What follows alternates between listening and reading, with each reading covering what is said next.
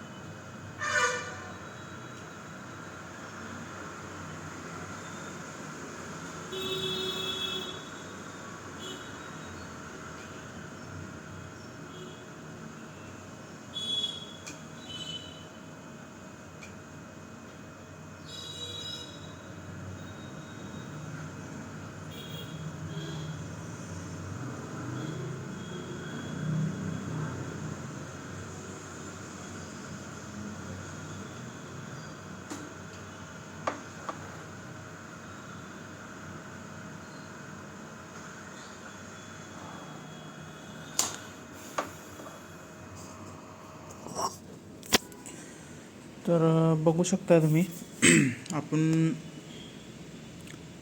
मोजकेच सप्लाय दिलेले आहेत, जसं की 3.3 VGH, VGL आणि EVDD. म्हणजे आपण 4च वोल्टेज दिलेले आहेत आणि आपलं काम ओके झालेलं आहे. तर बघू शकता, एक मिनटं.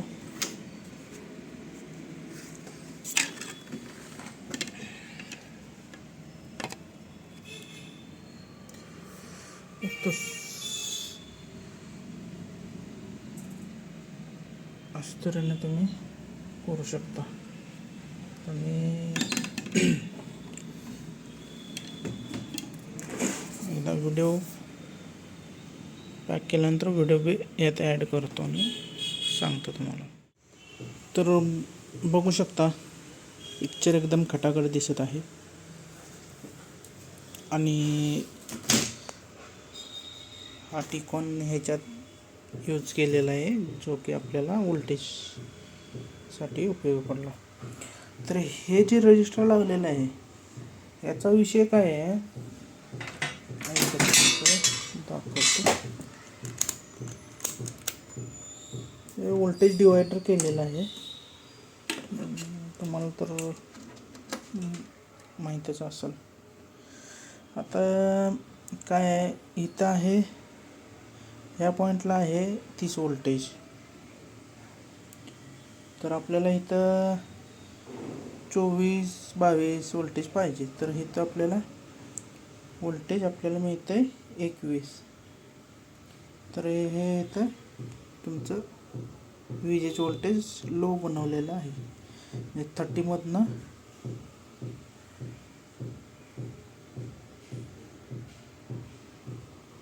हे इथं बनवलेलं, मग हे इथून दिलेलं आहे. ठीक आहे.